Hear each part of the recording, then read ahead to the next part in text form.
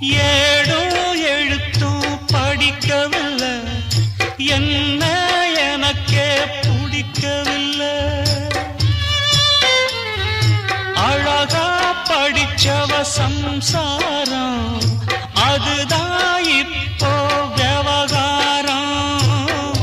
அக்கம் பக்கம் எல்லாருக்கும் ராப்பொழுது நல்லா இருக்கும்.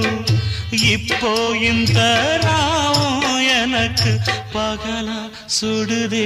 ஏன் நான் தந்தனத்தம் பாட்டு தாளமில்லை, ஏன் துக்கம் எதும் கேட்க ஆளுமில்லை.